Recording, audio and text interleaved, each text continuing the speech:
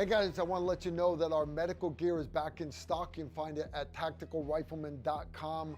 We've got cat serve and tourniquets. You know you need to have one of them, but we also got our TR EDC med kits. These are vacuum sealed, packed by North American Rescue.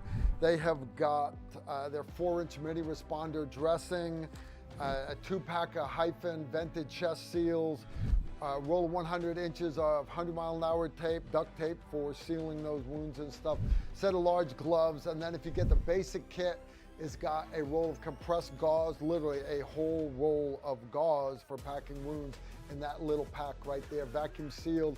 If you go with the advanced kit, it is filled with quick clot gauze. Same thing, it's gauze, it's just impregnated with the quick clot agent.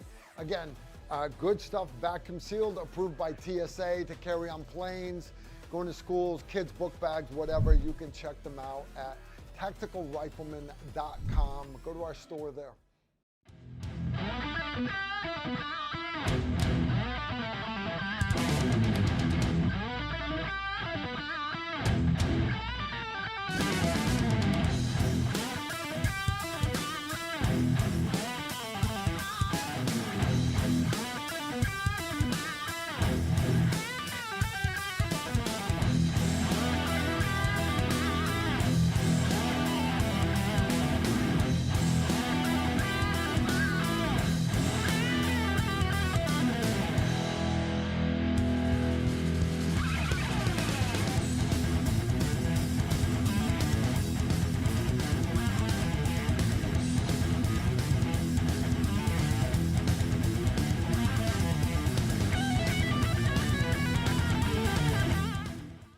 Hey guys, I want to let you know that our medical gear is back in stock. You can find it at tacticalrifleman.com. We've got cat serve and tourniquets. You know you need to have one of them, but we also got our TR EDC med kits. These are vacuum sealed, packed by North American Rescue. They have got their 4-inch mini responder dressing, a 2-pack of hyphen vented chest seals, roll of 100 inches of 100-mile-an-hour tape, duct tape for sealing those wounds and stuff, set of large gloves, and then if you get the basic kit, it's got a roll of compressed gauze, literally a whole roll of gauze for packing wounds in that little pack right there, vacuum sealed. If you go with the advanced kit, it is filled with quick clot gauze. Same thing, it's gauze, it's just impregnated with the quick clot agent. Again, good stuff, vacuum sealed, approved by TSA to carry on planes, going to schools, kids' book bags, whatever. You can check them out at tacticalrifleman.com. Go to our store there.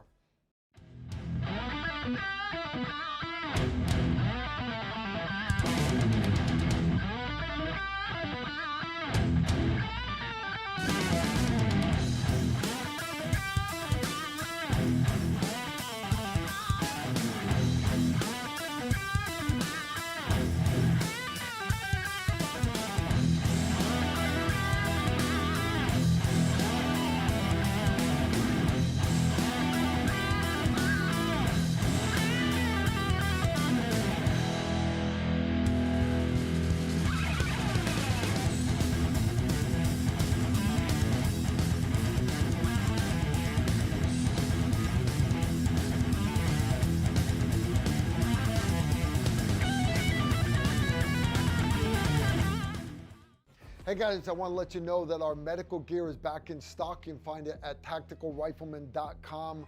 We've got cat serve and tourniquets. You know you need to have one of them, but we also got our TR EDC med kits. These are vacuum sealed, packed by North American Rescue. They have got their 4-inch mini responder dressing, a 2-pack of hype. Incoming right there.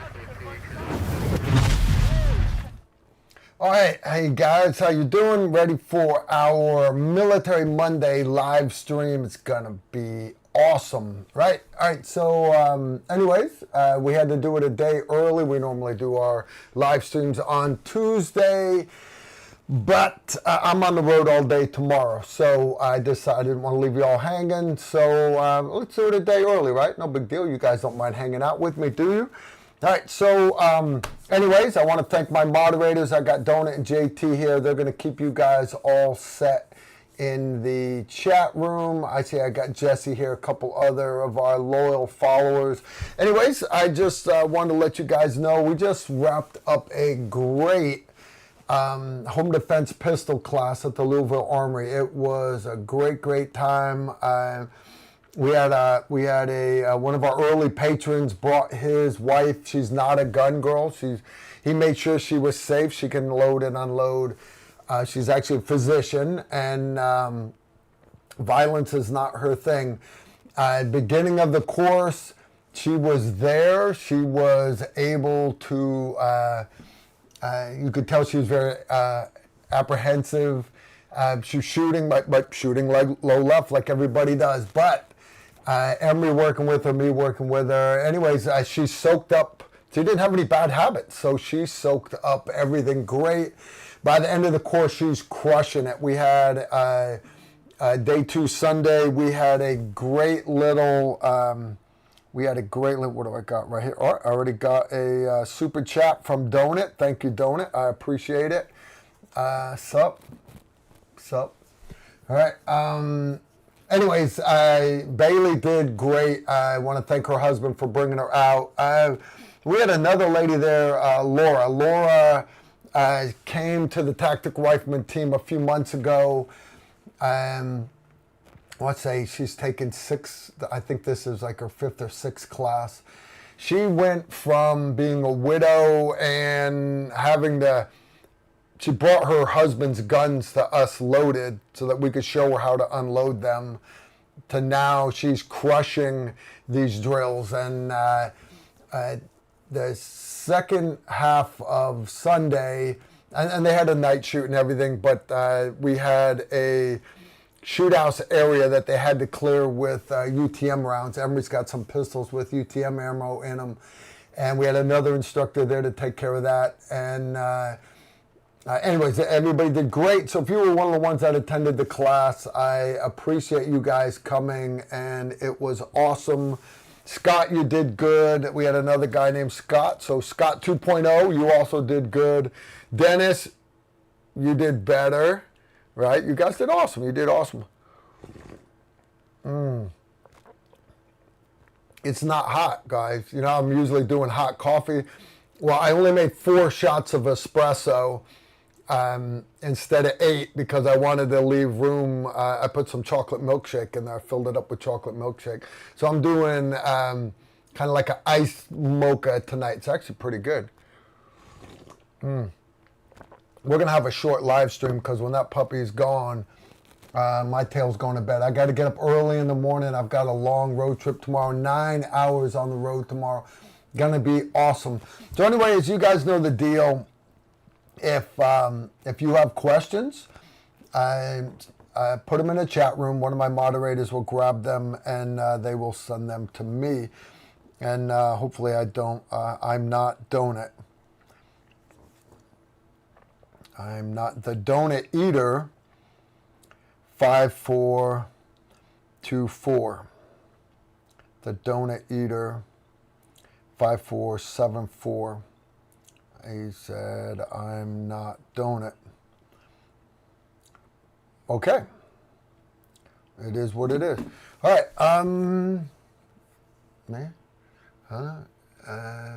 Okay. All right, no big deal. Hey, till you guys start coming up with questions, I know because you guys are new at this stuff, I want to remind you guys that I just wrapped up filming 13 episodes for Trigger Time TV. Done, edited, already turned in, and that TV show goes live on the Pursuit channel. That's a paid prescription, and then, you know, like Hulu or whatever. And you can watch it for free at Pursuit Up. And again, you can find them on your smart TVs. Just put it in Trigger Time TV. And it's only a few minutes, but it's decent. Guys, I can't get over how good that is. That stuff is good. All right, so that's that. Next thing I have up, though, is 2 September. It's actually a Wednesday. We're not going to do a Tuesday live stream that week. 2 September is a Wednesday. And Wednesday night, John Rich, you guys know the country music star, he said Tactical Rifleman can use the second floor of his bar, the Redneck Riviera in Nashville, to do a live stream. So if you guys are within a couple hours drive of Nashville on 2 September, if you want to come hang out with us, we'd love to have you come watch the live stream live. It's a nice bar there. They've got good food. It's a great time. It is. Steve Holland will be there. He's bringing Jeff, I can't remember his name, I apologize, the president and inventor of Fight Light. He makes the belt-fed AR uppers that I love. And he's trying to get Chris Barrett or Ronnie Barrett to come. Ronnie's retired now. Chris is semi-retired. And I believe Barry Duke from Surefire has been invited. There's another guy that makes some kind of sexy new rifle barrel. The president of that company is going to be there also. And hopefully YouTube don't shut us down because you hold up a rifle barrel and they say you're holding up a real gun. But so far, YouTube, they didn't bitch last week when I took all the guns off the wall. Right now I have guns on the wall, but I'm not touching them. So we'll see. Maybe I can leave my guns up. Maybe I'll have to take them down. Next week, we'll see if YouTube, the algorithm, the AI computer looks at the inanimate objects on the back of the wall and whether the computer loses its mind. Computers are awesome, but when you've got a pink-haired person telling it what to do, AI becomes scared of inanimate objects, even though it shouldn't be scared of inanimate objects. Anyways, our next class coming up that's open to the public is 15 and 16 August. That's not this weekend's following weekend. And that is low light, no light shooting at the Louisville Armory. I have got way too much money worth of night vision sitting in my exercise room right now. All the PVS 14s, brand new. Some of them are Gen 2 Plus, some of them are Gen 3. They're all ghost white phosphor. I got WLAD aiming lasers and IR illuminators and white lights and helmet mounts and skull crushers and J-arms. I've got everything that we need to run this course. And you can sign up at tacticalrifleman.com. Again, that is 15 and 16, right? 15 and 16 of August. It's only a couple weeks away, guys. And it's going to be a great course. Air-conditioned classroom. And I can kill the lights at 8 o'clock in the morning. That sounds trivial. But I have taken a lot of night vision classes where it doesn't get dark here till 9 p.m. So if you're signing up for a civilian night vision class or a law enforcement night vision class, don't get dark till 9 p.m. You show up, you've been up since 6 in the morning and they only go to midnight. You only get 3 hours. Nah, that's not Tactical Rifleman. So this is an indoor range, indoor classroom. I kill the lights at 8 o'clock in the morning, and it is awesome, awesome training. I want to thank AGM Global Vision for sponsoring the course with brand new PVS 14s. And we'll talk about digital night vision and thermals and running binos and everything. I've even got an old PVS 7 Bravo.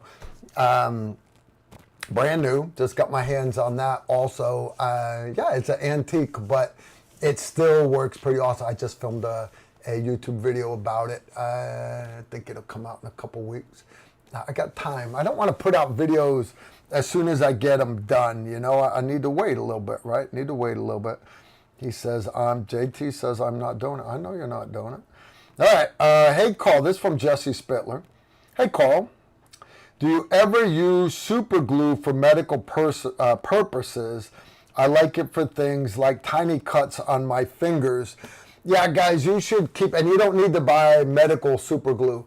Though I keep that in the kitchen medical cabinet. I got a whole cabinet in the kitchen. It's actually 2 cabinets. It's about that wide cabinet up top. That is all medical gear, mostly meds and things like that.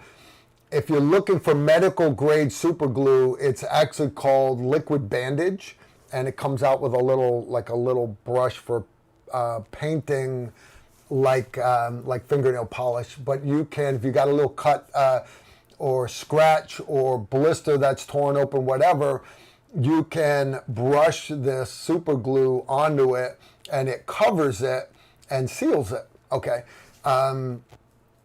Notice I said that you can put it over. You're basically making layers of skin over the top of it.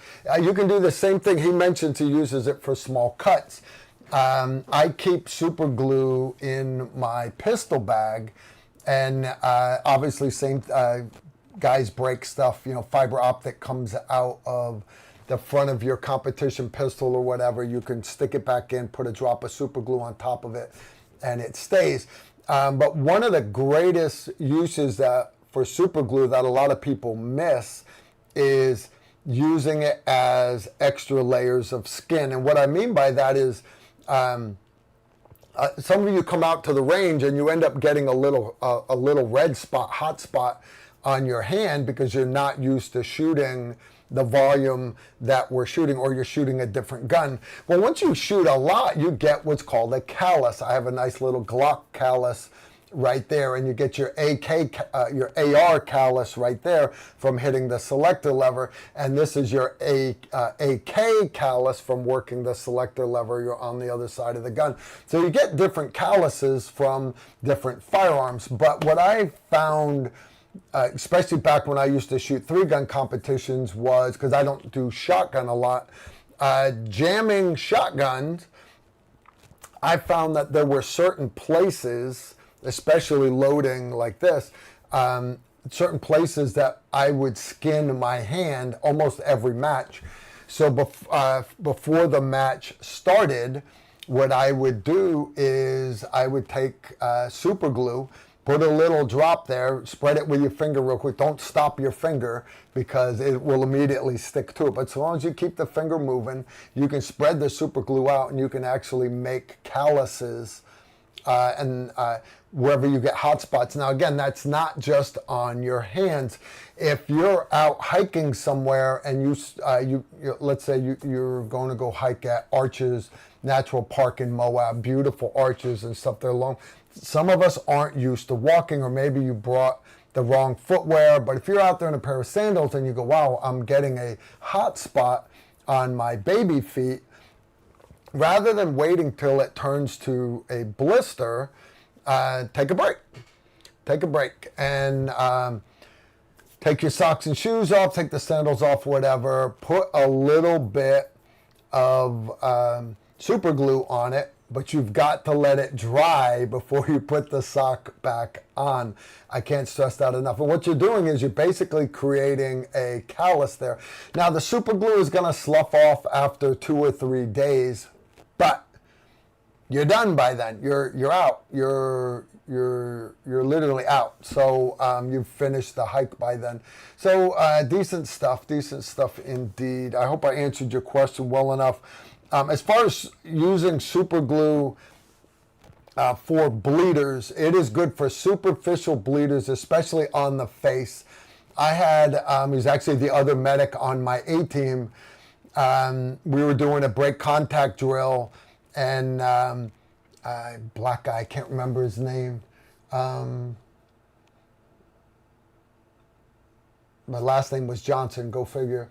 Man, what was his name? Steve Johnson. Anyway, Steve, little black guy. But anyways, he basically tripped while going prone and he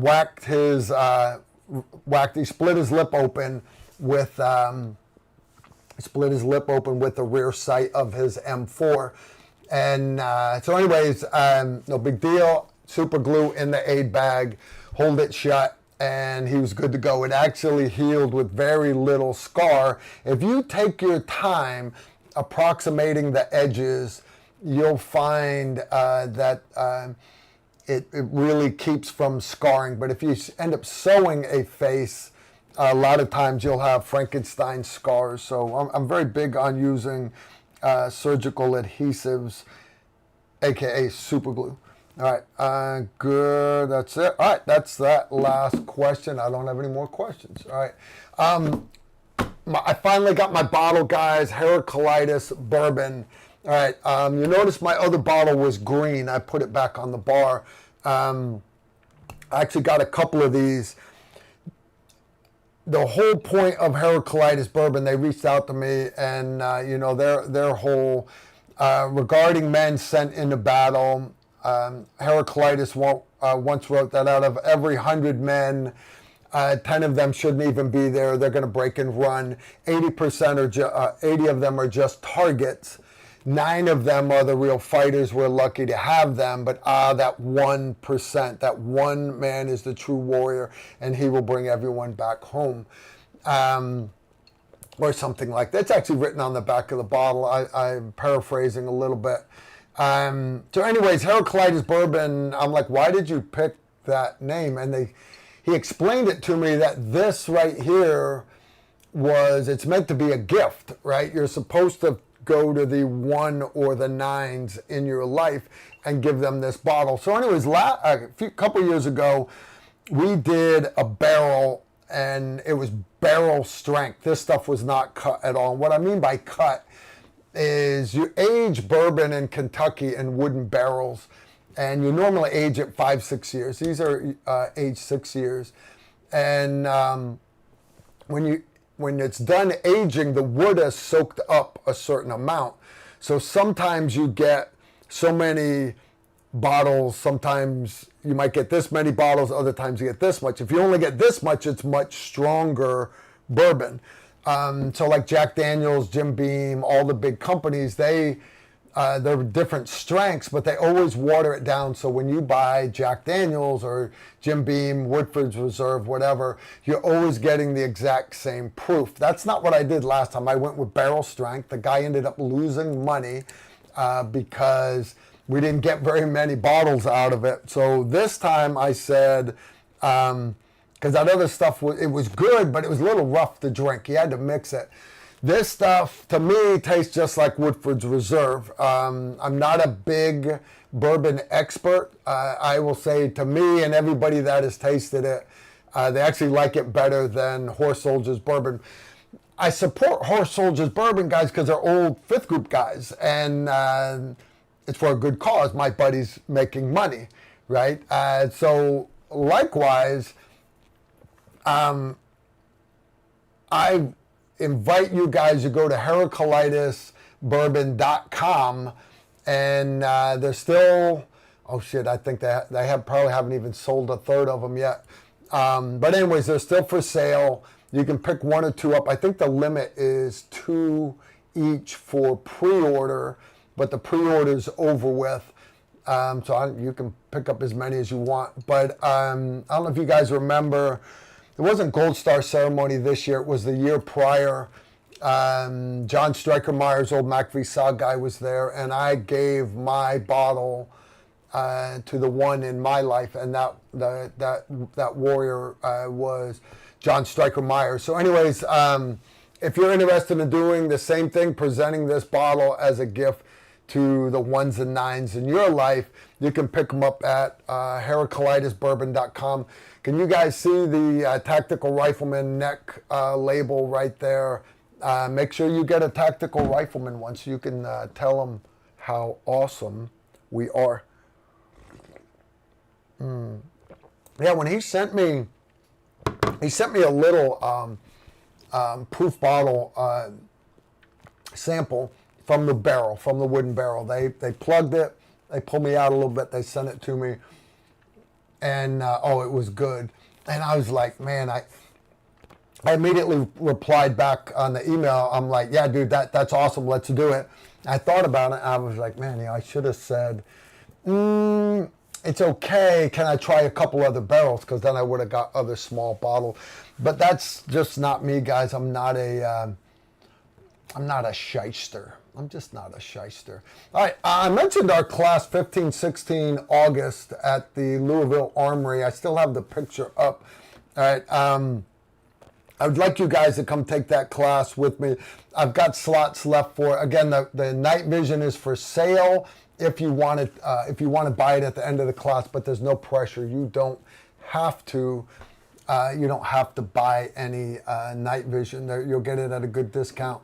But I'm just there to train. I'm there to train. Now, I have another class at the end of the month, and that is 29 August, and that is Combat Pistol. One-day class. It's a Saturday. That is at Montgomery County Shooting Complex, and it's going to be a great, great class indeed.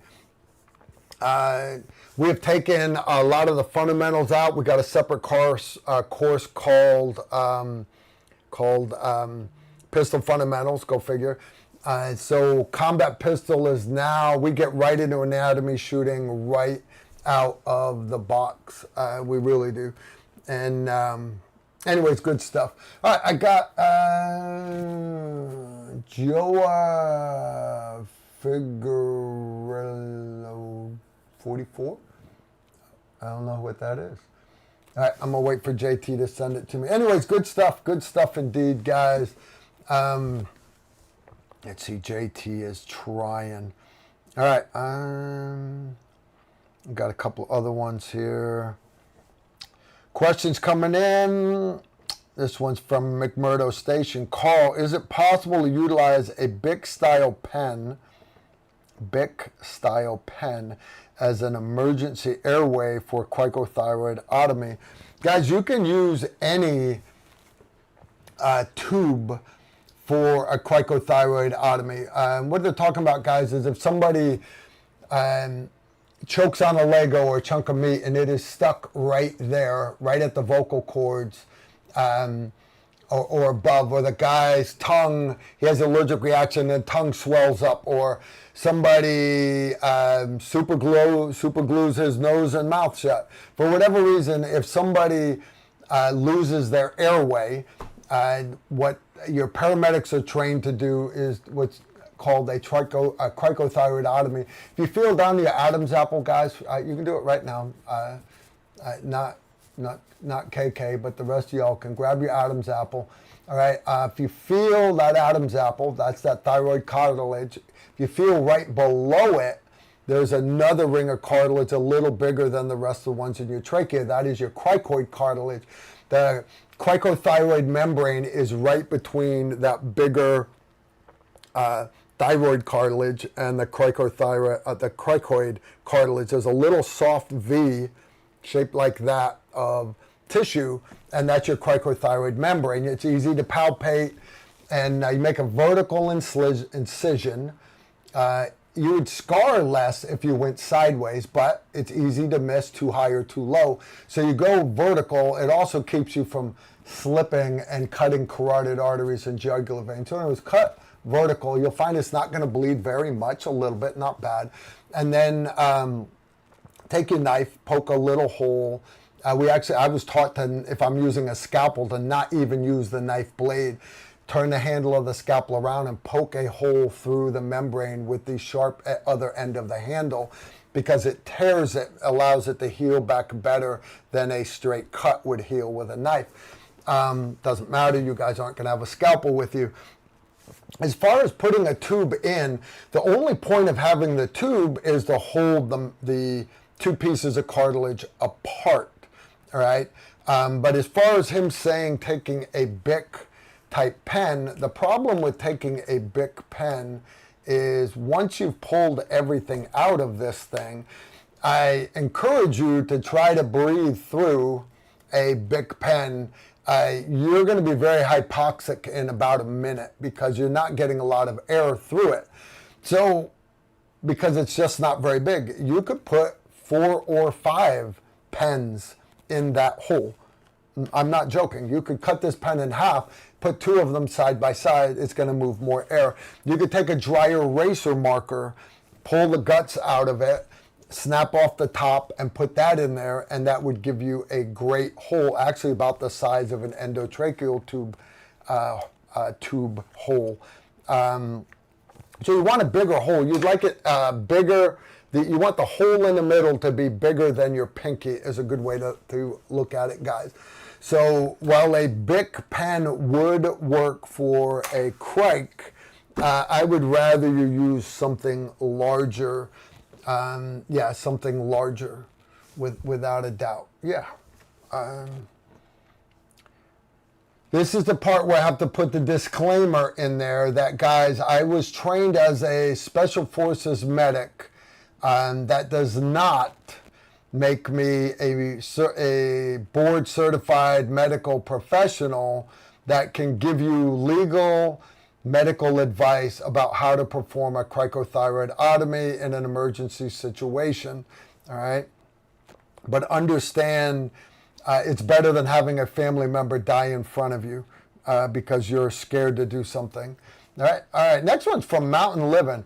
I just spent a week with Randy in Montana, and I still don't know how many knives he carries on his person. What's the real count? LOL. It depends on the situation. You know, if you're going into battle, you're going to carry more ammo, right? That makes sense.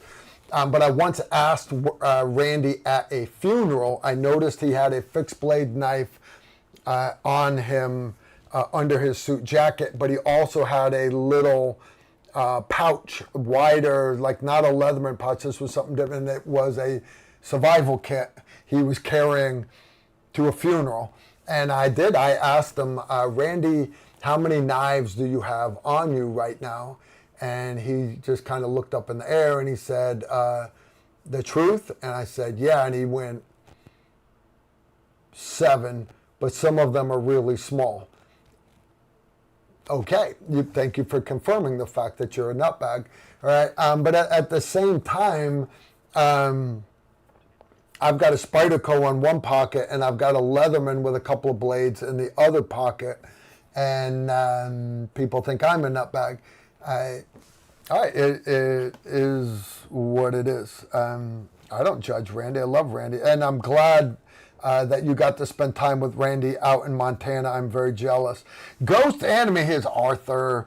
Carl was just given advice on using the red dot as a backup iron sight if it goes down. Is this sound or keep the backup iron sight? Here's the deal. What they're talking about, guys, I wish I had a low power variable optic just laying here. I usually have a couple laying on my desk. I don't see one handy. What they're talking about, guys, is if you have a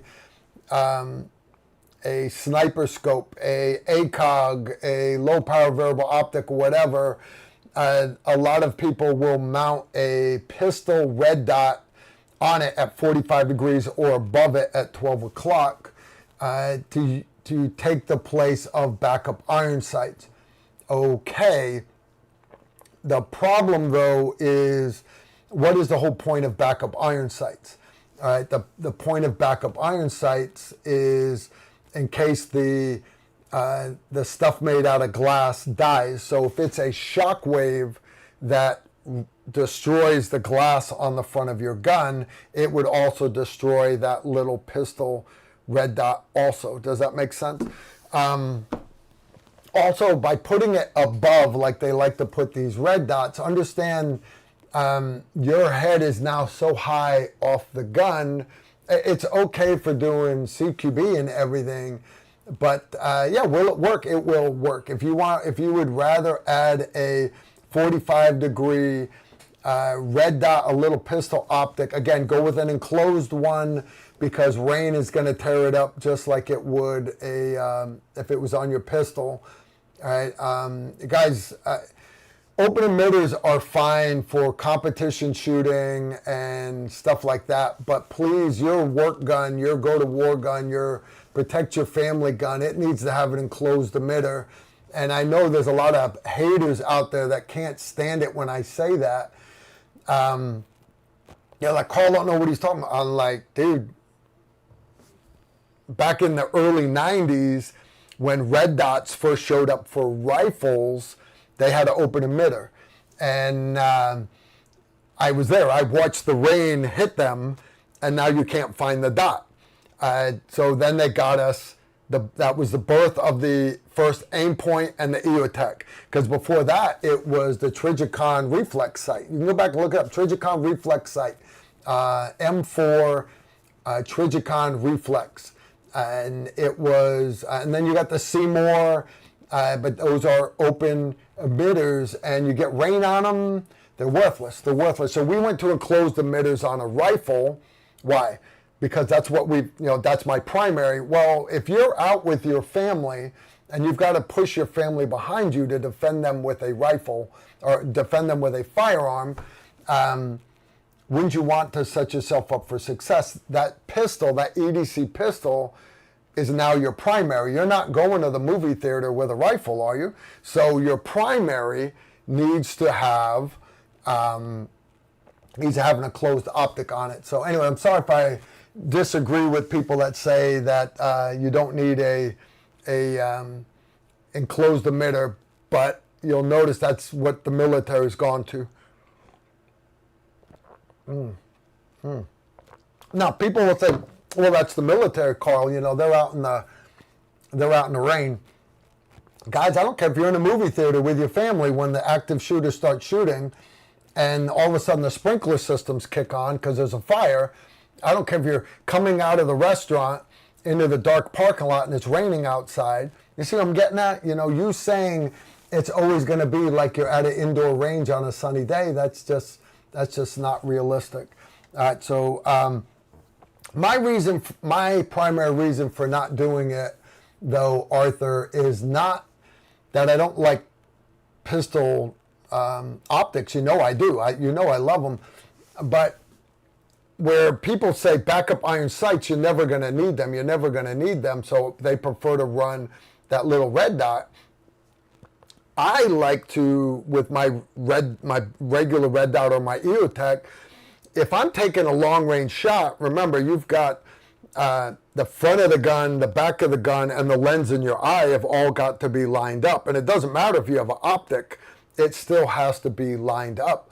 So to help me line up that lens in my eye, that third lens, I like to flip up my front sight.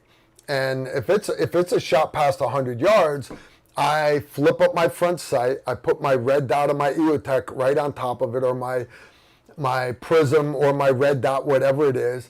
And by lining that up, what that does is it makes sure that the lens in my eye is also lined up, and it gets rid of all the parallax. It's going to make you more accurate. And having a red dot mounted up above is not helping you do that. So I'm still big on a front sight. I'm just saying you're not going to see it out of my guns.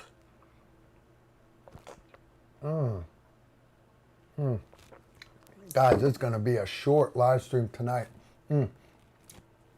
I think I got more questions coming in. Good question there, Ghost. I appreciate it.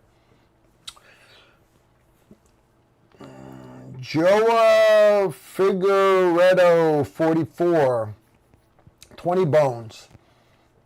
Dude, I'm sorry I completely slaughtered your name, but you got to talk to your mom. Your mom named you messed up. Joa Figueredo 44. She must have had a lot of kids. She had to put numbers at the end of it. Anyways, great question. He threw down 40 recals. Any initial thoughts on the in and out issue? Guy is a hero in my book, best from Brazil. What he's talking about, guys, is there was a capable citizen, a civilian, who just got into shooting guns a few years ago. There's an active shooter, and there was actually a county deputy, I believe he was a deputy, that showed up. But this other concerned citizen showed up with his pistol, and the two of them together got into a shootout, and they backed this guy into a parking garage, kept him from shooting all these other people, and the guy eventually took his own life. Outstanding. I too applaud the guy for taking the shot, or at least being willing to get into the arena, because a lot of people would take off running. Understand, guys, you have priorities, and your priority, if like, let's say you're at the mall, active shooter at the mall, your number one priority needs to be getting your family to safety. Now, my family knows, my wife, my daughter, they all know I'm going to get them to the nearest exit, and they know I'm not going with them. They know I'm going to run to the sound of the gunfire because that's how I was trained. It's how all your taxpayer money was spent training me. Okay. This gentleman did not have to do that. He stepped up as a good Christian to help his brothers. And I applaud him also. I saw the pistol he was using, a FN57, running around with a suppressor. Now, I think that to me is not what I call EDC. That's not what I consider EDC. And the argument that it's a better, more accurate round, well, he didn't neutralize the threat, but he did suppress the threat enough. So yeah, I agree with you 100%. He is a hero, without a doubt. All right, I'm going to keep moving here. Annalise and Kyle Beeler, 5020. Do you have any plans to expand the home defense line of courses, like maybe home defense rifle or something like that? Kyle actually helped us yesterday at the Louisville Armory with the home defense pistol course. As far as adding the rifle part to it, Kyle, if you think about it, if you come take our combat carbine, you're going to learn everything. You're going to learn everything that you need to run that carbine in everything that we did in home defense pistol. So home defense pistol was made and designed by me as a very basic class. I actually made it specifically for wives like Bailey. Bailey showed up Saturday, scared to death. She's not a gun girl at all. Her husband made sure she was safe. She could load, unload. But basically, you need to be able to take it out of the nightstand, and then from position 3, stand at the end of the hallway, push the family behind you.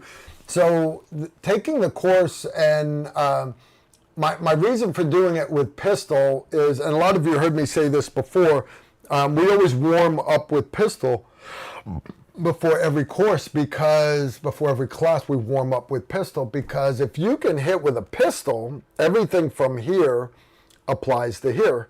Whether it's rifle or whether it's shotgun, it's still shotgun, carbine, pistol. It's still, the fundamentals remain the same. You still have to have a good athletic stance to allow you to move quick on the battlefield and manage recoil.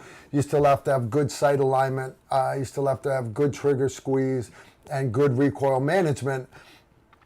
So as far as building that class, like a third day to using carbine, now if I was to add more days to home defense, I would allow you to use carbines and other things with it, but it would be adding on more of the actual room clearing portions of it. And we already have classes for that. We have one-man close quarters battle and home defense, and then we have team CQB and home defense.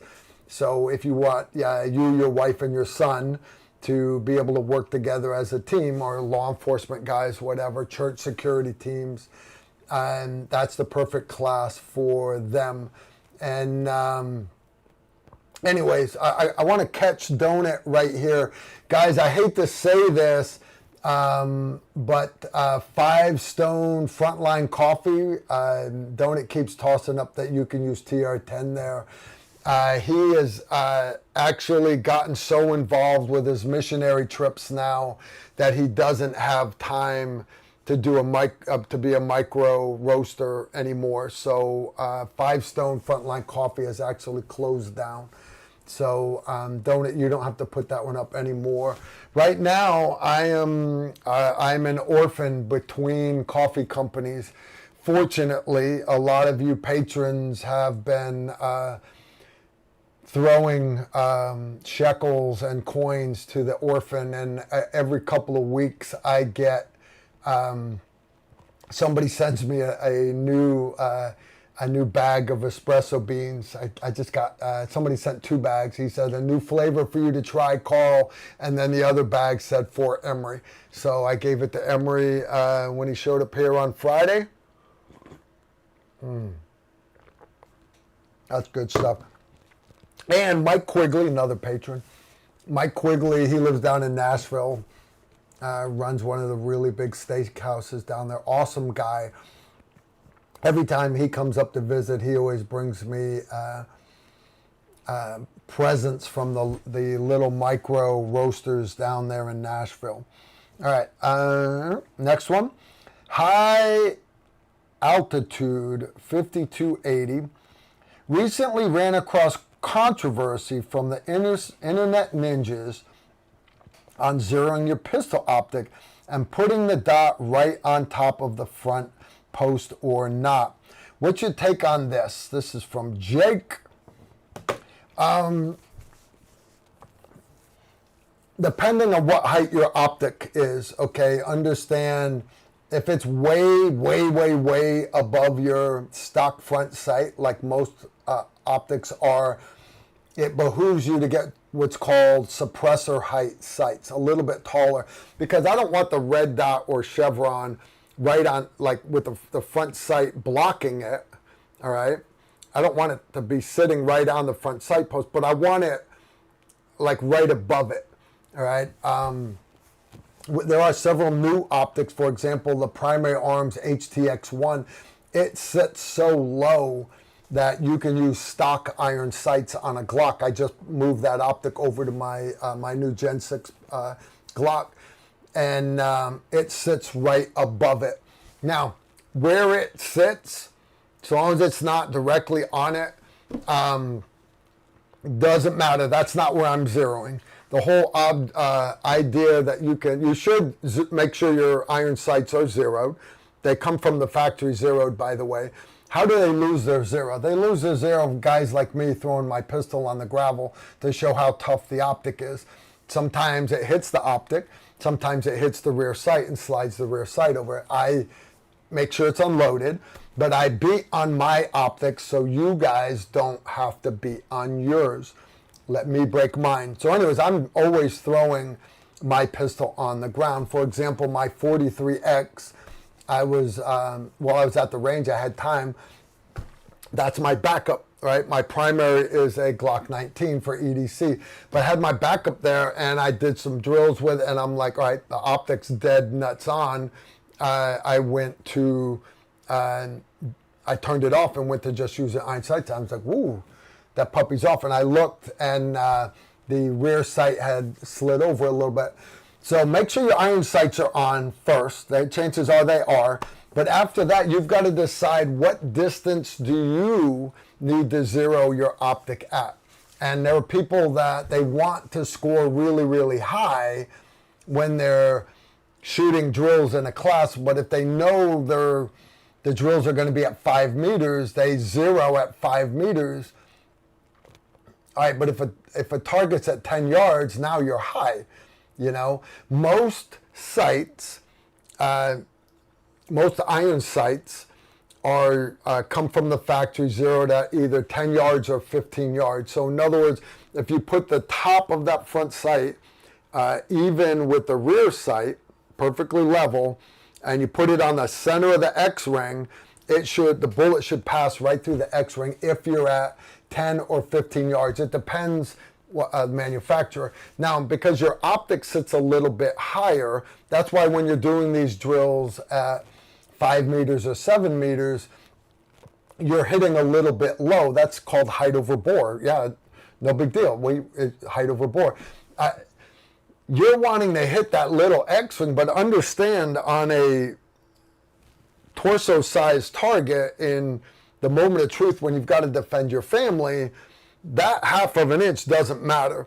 Where it does matter is when you've got to take these 25-yard shots or 30-yard shots. Now, people will say, hey, Mike Quigley right there. How you doing, Mike? People will say, well, Carl, you shoot your pistol back to 100. That's bullshit.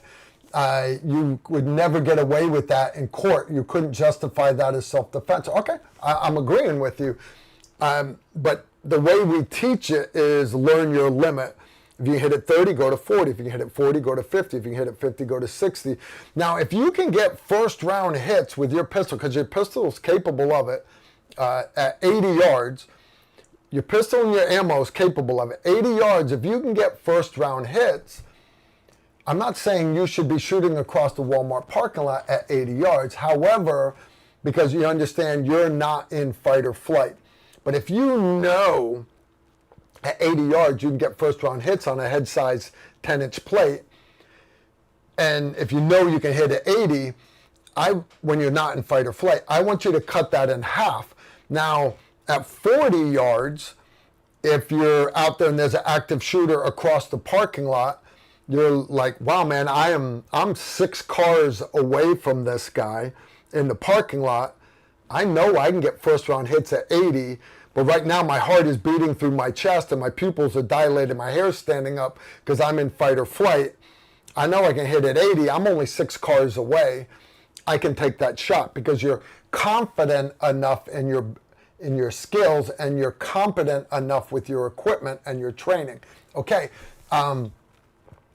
So knowing that, notice I mentioned getting those first round hits back to 80. How you do that is you have to know where your pistol hits at different distances. So what I used to do is I used to zero my optic at 50, and then it'd be dead on at 50. At 40, I'd have to aim a little bit low at 30 because the bullet's coming back down into 50. At 60, I'd have to aim a little bit higher and then a little higher, blah, blah, blah. But if you zero it at 5 or 10, that bullet is rising, and now at 30, you're having to aim. 30 yards is a long shot.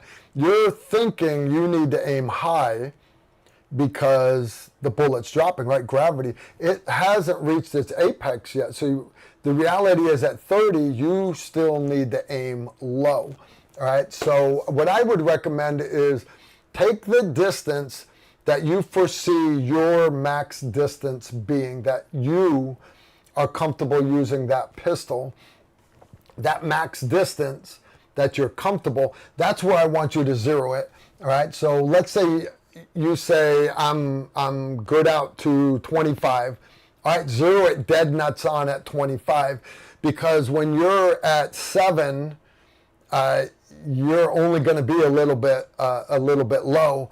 When you're at 15, you're only going to be a little bit high, but you're still easily within the torso or the head. Does that make sense? So don't get hung up on zeroing your optic in relationship to the front sight post. That front sight post is there as a reference point in case the optic dies, or like for a 100-meter shot, I use the front sight to help me line up the pupil behind my eye, behind the optic. That's what I use the front sight post for. Like I was saying earlier with the rifle, I use the front sight on the pistol the same way as the rifle. I know, guys, I got a different take on a lot of this stuff than the popular people do. Ghost Enemy is back. Another question, please. Instructor at gun range said if my red dot dies, I can use it as a rear iron sight, and I don't need the rear iron sight. Good advice or bad? Thank you. Technically, he's correct, and I have a lot of videos on the web saying that. And that's why I use a spring-loaded front sight. There's lots of fancy metal, beautiful front sights. I don't use them. I got a drawer full of them. I bet I've got $400, $400, $500, $600 of fancy metal flip-up front sights. I don't put them on guns because I want a spring-loaded one. I love the Magpul ones. Oh, that's cheap plastic. So's my pistol grip. So's my stock, and they're perfectly fine. Why are you bitching about my front sight? So don't it when you bring the gun up and you realize, like, oh snap, my optic, I forgot to turn it on, or oh snap, my battery is dead. All I do is that thumb goes from the front of my flashlight on, no flashlight. It goes forward and hits the release. My front sight pops up, and now I'm using my red dot as the back sight and my front sight as my front sight. And it works. It's good for 100-meter shots, 75-meter shots. But again, if you've got to shoot out to your point blank zero, 200 meters, flip up that rear sight behind that red dot. For somebody to say, well, obviously, people, you want to keep your guns lighter. I got that. But to say, well, you don't need a rear sight, that's just stupid. And just smile at them and say, I know you work at an indoor range or you work at a 100-meter range, but point blank zero on my rifle is 200 meters. I want to keep the bad guys. Maximum effective range of this rifle is 400. I'm good out to 300. I want to keep the bad guys at 300 to 150. So by the time they get to me, they're tired. Why would you let the bad guys get within 25 yards? That's pistol distance. That's a fair fight.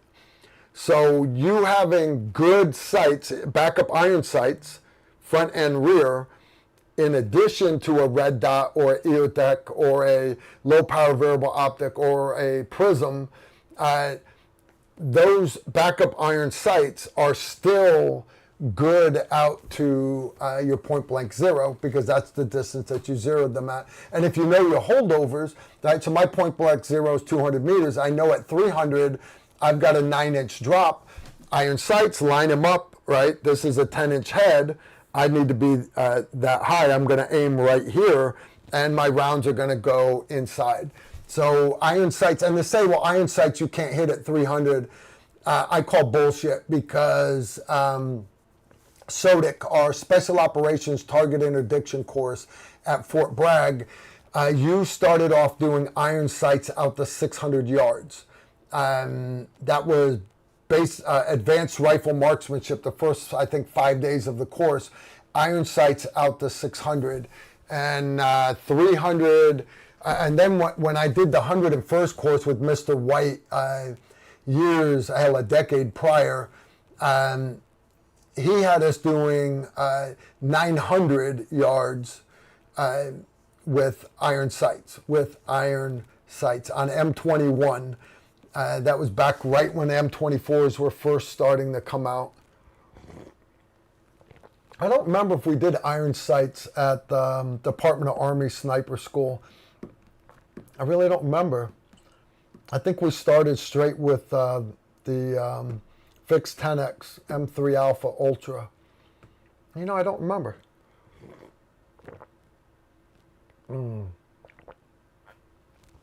My wife told me not to make swallowing noises because my mic is right here.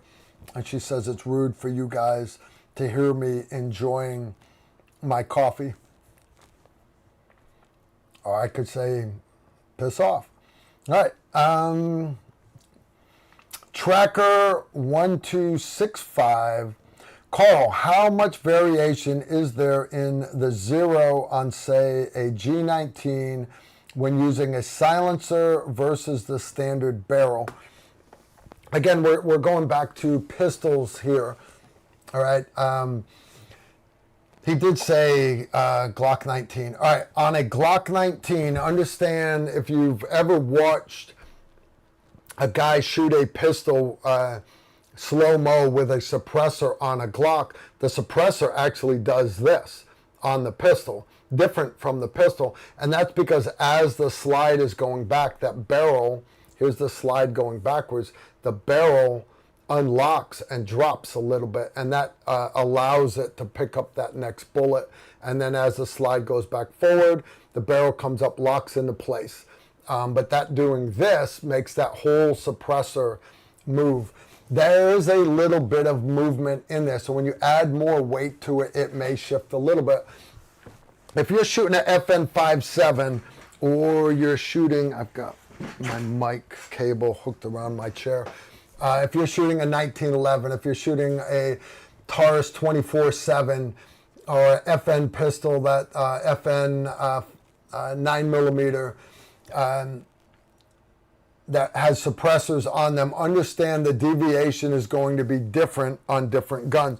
So rather than saying, well, Carl Erickson said that it's going to shift it 3/4 of an inch low, and that's gospel. It's not, guys, because I understand I could grab 10 different Glock 19s with different uppers. Like I've got a Voodoo upper, I've got a couple of different Glock Gen 3 aftermarket uppers with threaded barrels. Those are all going to shoot different, even with the same can.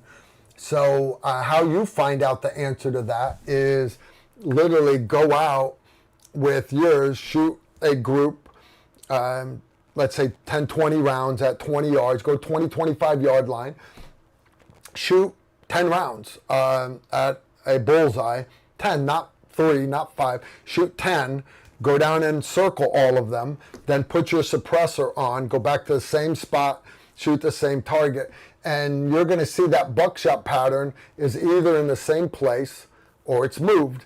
And if it moved, take the suppressor off, circle all those holes with a different color magic marker, take the suppressor off, put the suppressor back on, and do it again.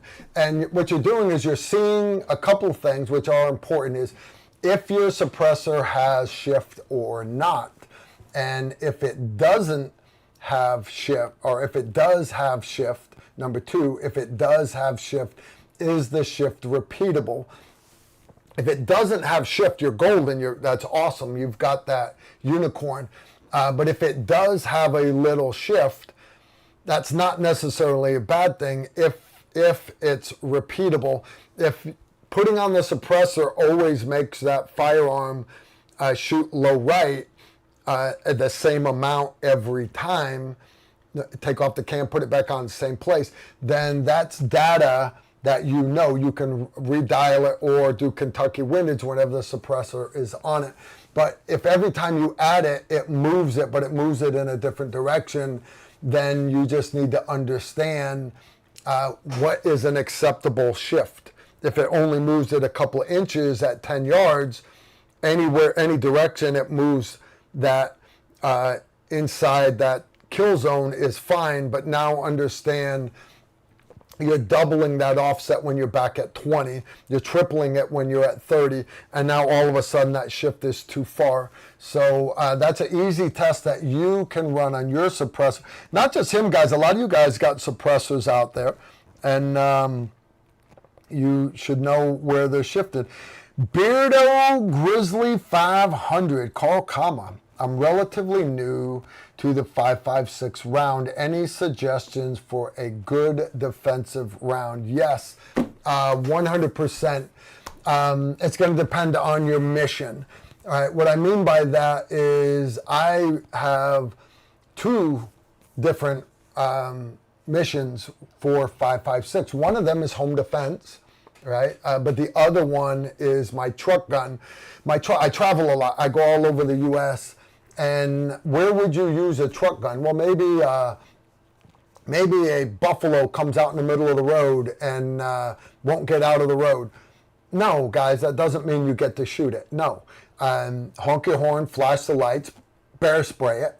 And then if that doesn't work, use the push bumper on the front of your Jeep. Okay, he will move. You don't get to shoot the buffalo or the deer or the bear in the middle of the road. A truck gun is something that I pray to God you guys never ever have to use. But if you do have to use your truck gun, what would the scenario be? Well, maybe an active shooter situation somewhere. But you might be in an urban area. You might also be in a rural area. But what else are you around? Well, it's called a truck gun. So you're probably around trucks and cars and other automobiles. So for my truck gun ammo, I keep a green bandolier in the vehicle with the rifle. You pull that white string out of it, makes the pockets longer. Each pocket holds 2 magazines, so you can hold a total of 8 magazines. In the Jeep right now, I'm getting ready to go on a road trip tomorrow, are 8 magazines of M855A1. All right. My wife's car, in the trunk around the spare tire, is another bandolier. She's got green tip in her. They're both 62 grain. They fly very similar. I just moved my toolbox my go bag and my rifle from vehicle to vehicle. I don't always have to swap ammo. But run green tip, or I would recommend you guys run green tip because it's barrier blind. All right, a lot of you can't get your hands on M855A1. Okay, if you can't get M855A1, get green tip. You can get green tip everywhere. The advantage of barrier blind ammo for a truck gun is that it will go through windshields, it will go through car doors, it'll go through thin barricades, and that in turn allows you to get terminal performance on the target that you're shooting at. Okay, cool. Now, home defense is different. I don't need over penetration inside my house. So for a home defense gun, I still shoot 5.56, but I shoot tactical frangible ammo. I use military frange because it will still go through 6 layers of drywall, but if it hits the bad guy, it's not gonna go through and go into the kid's bedroom or go into the neighbor's house. Frange is not going to go through the refrigerator. It's going to go into the refrigerator. It's not going to go through the refrigerator. Green tip and ball ammo would go through the refrigerator. I don't need that. Frangible ammo still goes through 6 layers of drywall. So if I can see in the mirror at the end of the hallway, the guy's right around the corner waiting for me to stick my head out, well, I know he's right there. I'm looking in the mirror. I know my frange will go through 2 layers of drywall here, 2 layers of drywall right there. I can get to this guy without having to compromise my location. Okay, does that make sense? If you can't find tactical frange where you're at, I want you to use varmint ammo. Varmint grenades are really, really thin jacketed varmint ammo. Hornady makes some great varmint rounds. They're called VTAC. Varmint Tactical. They're ATAC. AMAX. AMAX is their accuracy ammo. VMAX is their varmint ammo. And use VMAX ammo if you're going with Horny. And there's all kinds of other great brands. But basically, varmint hunting ammo dissipates almost as well as good tactical frangible ammo. Yeah, so Justin literally just said the words coming out of my mouth. He just typed it. Couldn't you use something like a varmint round VMAX in place of frangible? Yeah, I literally just said that. You were typing the same words I was thinking. All right, great question. Beardo Grizzly 500. Purposely powerful. Sorry for the dumb question, Carl. I was curious with the raid on the Bin Laden compound. Why did they kill him instead of taking him prisoner to gather intel? Thank you. How do you know they didn't? How do you know they didn't take Bin Laden alive? I'm just saying. You know, but honestly, by that point, Bin Laden was a old dude on dialysis, and he was basically a figurehead by then. All right, a lot of these missions are killer capture, and if you're holding one of your daughters or one of your many wives in front of you as a human shield, the mission was kill or capture. But how do you know they didn't take him captive? You guys know what they did with the body, right? In the movie, they showed him on a litter there with the CIA chick doing whatever. That he actually went to a ship, and then they dumped the body at sea because they didn't want a grave anywhere to become like a shrine to that martyr. So they dumped him in the frickin' ocean. I'm completely good with that. I personally would have dropped him at a wood chipper, but you know, that's just how I am.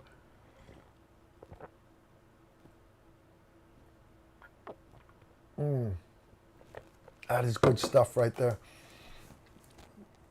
All right, we're going to keep going. I love that you guys are finally getting me some questions. That's awesome. Did you ever find a more reliable source for M855A1, or is it still only available at gun shows? It's not only available at gun shows. However, what he's talking about, guys, is the M855A1. I don't know if I have any of it here. I actually have a jar of training ammo right here, guys. I'll see if I have. Man, I got like ID cards for getting into embassies, and oh, let's see, that's some. That's a 308 Sabo round, tungsten carbide penetrator. Wow, I got nice 338 Lapua. Ooh, that's an armor-piercing incendiary. I got all kinds of sexy stuff, man. I'm trying to find your green tip at a minimum, right? Find you guys a green tip. I know I got them here somewhere. All right, maybe not. I thought I did. I apologize. That's a green tip.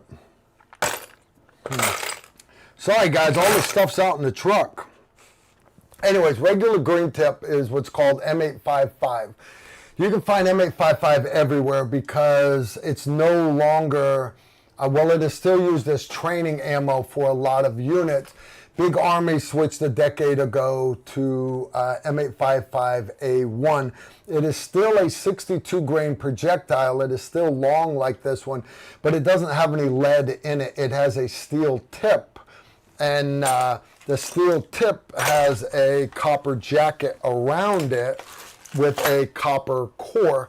And it is very, very hot ammo. They made it very hot so that it could be used in the short-barreled M4 rifles. Cool, it's a little rougher on stuff as far as wearing the barrels out. They fixed the issue with the feed ramps by changing the angle of the followers in the magazines. But all in all, M855A1 that's the standard ammo right now. So because the military's been at war for 20 years, and we've got to rebuild back up all those stockpiles, you don't get a lot of M855A1. Now, where you will find it, unfortunately, is at gun shows where Joe comes home from training in the National Guard. He comes home and like, oh, I forgot to empty my magazines out. I've got 7 magazines full of M855A1. He can't keep it, so he ends up giving it away to somebody or whatever. It's not illegal for you to have it, and you can buy it. Lake City sells this stuff every once in a while. They'll have lots that don't make spec or whatever. But it is possible for you to get M855A1. It is not armor-piercing ammo. It is not illegal for you to have it. But I would prefer, unless you have enough of it, I would prefer you not like say, well, I've got 1 mag, I'm saving this for the zombies. No, I need you to run an ammo that you can train with, but also have enough to fight with. And right now, the easy answer for that is that green tip, the M855. It is a 62 grain round. They made it a little bit longer than the 55 grain. The original M193 was 55 grains. They had to make it longer to make the Belgian Minimi fire reliably. That's we know it as the M249 SAW. Back in the late 80s, or actually mid 80s, early 80s, when the U.S. Army adopted the M249 SAW, it wouldn't fire the M193 55 grain ammo very reliably because the projectile just wasn't long enough. You're not getting enough gas back and everything. So they're like, we need a longer projectile, but we don't want to go too heavy. So because to have one that long with lead in it would be like 75, 77 grains, 79 grain, 80 grains. So instead what they did was they took a bunch of the lead out of the nose of it and they put a little soft steel cone in there. It's not sharp, it's actually flat at both ends. And a lot of people think that is there to penetrate, making it armor piercing. It is not. Green tip ammo has that steel core up front to lighten the projectile to make it run reliably in the M249 saw. What they then had to do was, well, if that's the new standard ammo, the M16A2 we had to be re-barreled. They changed the rifling in it to match the new M855, that new green tip ammo. So that was coming out and became the standard right when I first came into the Army, and that's been the standard forever until mid-2000s, and that's when the M855A1 started coming out. Still 62 grain, but they got rid of all of the lead in it and added that steel cone. Again, it's not designed to be armor piercing. It is designed to be a better performing round. The fact that it penetrates armor is just a little side benefit, but it is not listed as armor piercing. Cool. We got Byron here. That is awesome. Byron, how you doing, buddy? If you want to call in, I would take a call from Byron Russell. What do you guys think? Do we take a call from Byron Russell? Nah. Byron, if you want to call in, I'll put you on mic with my monkeys here. Or you can just hang out in the chat. That would be cool. That would be cool. I made it. Hola, everyone. Very, very cool. All right, guys. I'm hoping Byron will go to Mountain Readiness with me. If you guys don't have it on the calendar yet, Mountain Readiness Fallout is October 23, 24, 25, October, right? They're taking one day off, the 26th, and then they have what's called the Sovereign Health Summit. There's this lady, Barbara O'Neill, and doctor from, they pulled her doctorate, I guess. They pulled her license. But she is all about alternative medicine. Great event. What's up, Byron? You talked me into it. I talked you into it. You didn't want to come hang out with me, did you? I was just telling him Bob T. Toombs is pushing this Sovereign Health Summit 27 through 31 October with Barbara O'Neill and all these other alternative medicine scientists are going to be there. My wife's very excited about going, if but the Mountain Readiness is going to be the weekend before it, 23, 24, 25. So Emory is in charge of security for Sovereign Health Summit. I'm going to help Emory do that. But I told Bob today on the phone, I don't know if Byron... What? You what? Byron, you there? I didn't say anything. Okay. All right. I told Bob T. Toombs that I'm going to be there anyways. I might as well teach classes at Mountain Readiness, 23, 24, 25. I'll bring my little camper, hang out there. So anyways, all you monkeys at home, damn it, I was told I'm not supposed to call you guys monkeys. All you mammals out there in the chat room, if y'all want to come join us at Harmony, North Carolina, Mountain Readiness is October 23 through 25. 26 is a day of rest and recuperation. Basically, that allows Bob to clean the shitters out. And then Sovereign Health Summit, 27 through 31 October. What you got going on, Byron? Well, I just finished mowing the grass, which is why I'm kind of late coming in here today. No. You got a lot of grass to mow there, buddy. So I fully understand. All right. I just got a question. Carl, does tracer ammunition armor piercing? It depends. If you're using armor piercing incendiary tracer, APIT, then yeah, it's tracer that's armor piercing. But no, standard tracer ammo is not armor piercing. Will it go through level 2 soft body armor? Yep. Yes, it will. But 9mm tracer won't. 22 long rifle tracer will not. You understand there's different kinds of tracer ammo. If you're shooting tracers from a 20mm phalanx, yeah, I imagine that would go through my level 4 plate. How about you, Byron? What do you think, man? I think that, yes, it depends. And going back to the green tip for a second, if you don't mind. In Iraq specifically, I alternated green tip and 77 grain in my magazines. Nice. Because everybody gets 2 regardless. So if you're behind that car door, I'm still going to get you. Yep. I hadn't thought of that. So I alternated every magazine I had, green tip, 77 grain, green tip, 77 grain throughout the whole magazine. So, nice.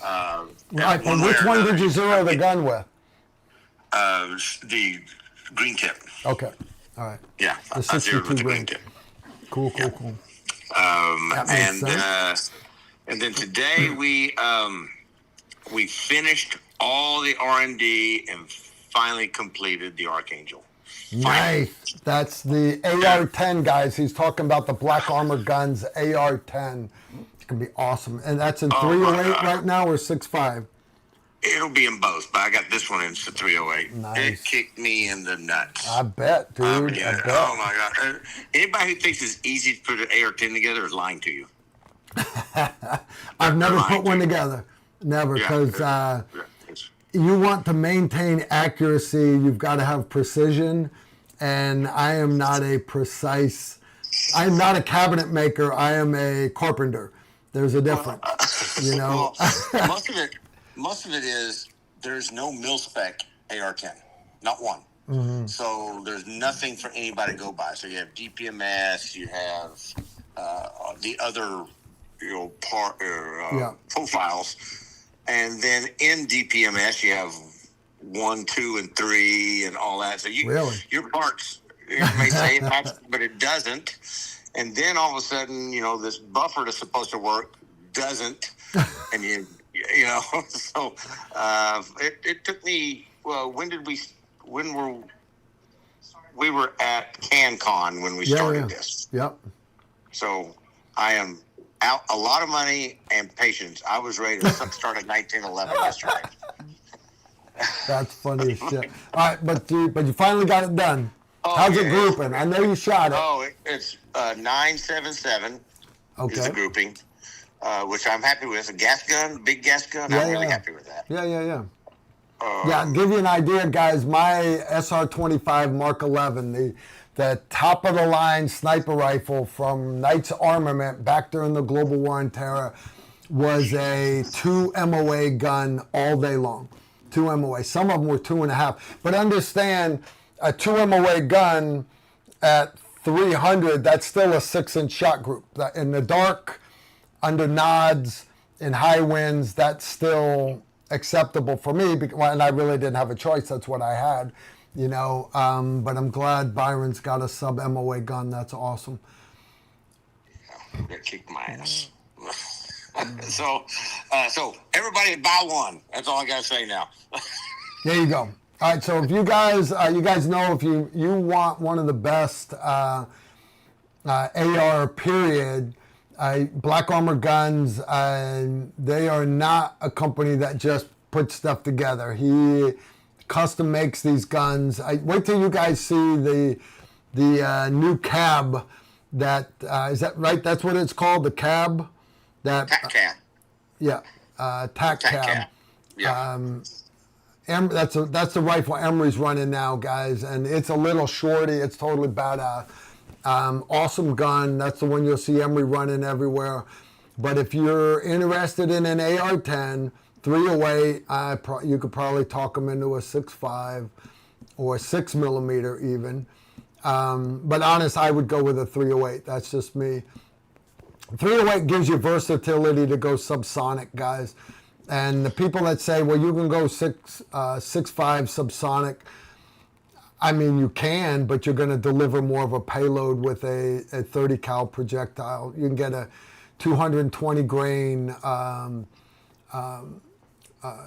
Sierra Match King round that is just hard hitting. And then Lehigh Defense makes some awesome expandable 308 projectiles that you can do subsonic in a 308 gun that you can't do with a 6.5. So I'm glad Byron went with 308. Good stuff indeed. Did you try different kinds of ammo with it? Does it run everything? We ran 168, 170, 175, and 110. Yeah. And it's cruising all of them. Cool. I mean, just fine. But that's the reason most of the R&D took so long, is because it needed to do all that. Yeah. A lot of people would say, well, why would you shoot something as light as 110? Let me tell you guys two reasons. One, if you're doing CQB or shooting competitions. I used to compete heavy rifle with a 308. I'd have my Glock 34 pistol, my FN 12 gauge shotgun, but I would shoot a AR-10 in 308. And Barry Duke from Surefire, he took first place every match. And I'm shooting military ammo because the military paid for me to go there. So I'm shooting M118LR 175 grain Sierra Match Kings. And this is just knocking the snot out of the steel. And Barry's like, your splits would be a lot faster if you ran 110s. And anyway, so I heard this other guy say it. The guy's name was John. John happens to be John Paul from JP Enterprise. And he said, yeah, Carl, give me a call and I'll give you my recipe. So John Paul's personal 3-gun competition load, 110 grain Hornady VMAXs is what I was loading for 3-gun competitions, number one. Number two, Hornady makes a line of ammo called TAP, Tactical Application Police, and most of their sniper ammo is 308. It's a 155 grain TAP, but they also have a 110 grain TAP that uses that same projectile. And I asked the SWAT snipers at the SWAT Sniper Symposium in, I want to say that was 2006. 2006, they flew me back early to go to that. And they said, yeah, if you've got to take a shot, but you cannot overpenetrate this guy. The 110 goes right through the phone the guy's holding and just blows up inside of the guy's head, but doesn't exit the skull. And I'm like, okay, I like the way you think. So I'm glad you did 110 VMAXs. That's awesome. Very, very cool. And very expensive. Yes. Guys, if anybody's got any questions for Byron, I don't want to just have him sitting here listening to me run my suck. So you guys come up with some questions. Byron, you got to thank Missy again for the Nana pudding. That stuff was orgasmic. It was outstanding. Outstanding. She can hear you. Okay. Funny stuff. Yeah, man, we got to get you back out now that I'm going to be gone for about a week. And I know Emery's going to be around, and then I have Low Light, No Light. You helped me with the last one of those. No, that was Doc. 15th and 16th, Louisville Armory, Low Light, No Light. And then I think I'm free till the end of the month, so I will have to we'll have to get together and visit again. We'll get the wives together, let them Let them chill out a little bit. Dude, I'm not seeing any questions for you. You got anything you want to share with the masses here? No. Emery will be staying here this next week. He comes here Wednesday. Is that right? Wednesday, and stays until Tuesday of next week because we're going on vacation, Missy and I. Ooh. Byron, can you order from website or give you a call? You have to call me. Non-negotiable. There you go. That's what a question I just read on the That's board from there. David Bobine. That's my uncle over in not North Carolina. I think he's in Georgia. South Carolina? Georgia. I think David's in Georgia. Georgia. David's good people. He is. Good people. There's a reason I do that is I don't trust the internet. Yeah. And I mean, think about it, Carl. If you've seen this website for guns, you're like, hey, let me just give these people my money. No, you wouldn't. You know? It's much better to talk to them. Yeah, exactly. And that way you get exactly what you want. Right. Guys, if you go to Byron's social media, a lot of times you'll see, what is it, C4, what's it? C3 Customs. C3 Customs. You'll see a lot of designer Cerakoting on a lot of Byron's guns. And he's got another fifth group guy that's got a shop right there with Byron. And his name's Chris. Chris is a great guy, but he does custom Cerakoting. So David or anybody else interested in getting a Archangel, right? If you're going to get a sniper rifle, you might as well get it camouflage. Go full Gucci flage, guys. He's got one that, what was it called? Copperhead. Copperhead. Shit, I almost gave him my Barrett to do, you know, except I can't afford it. But yeah, it's a beautiful camouflage patterns, guys. Beautiful camouflage. You posted something today. It looked like a chassis off of a bolt gun, maybe. Yes. Yeah. Yes, he did a chassis for a friend of his from fifth group back in the day, and some chassis he did. Yeah. Byron, do you own a 10 millimeter lever action? If so, is it good for home defense? No, I own what they call the Devil's Caliber 4570 lever action, and it is not good for home defense. No. Well, I guess you could say it's good. Yeah. If it's just you and your wife in the house, it's great for home defense. Yeah. Guys, number one, lever guns are for bear. I know I've got a lever action 357 behind me that would do nothing but piss off a bear. But, you know, there is that. But yeah, I wouldn't go with a 10 millimeter lever gun. I just, I wouldn't do it. Now, I did have a 10 mil when me and you were in Montana on me. I got 20. Yeah, that was a pistol though. That was not a lever gun. And that was only for defense. I would not count on that to really save my life. I gotta be honest. Yeah, I was carrying that FK Burno, that what was it? 7.5 FK Burno. Remember? Mm-hmm. That big ass pistol, but it's a bottleneck high velocity pistol round, and but same thing. I was not carrying it for hunting.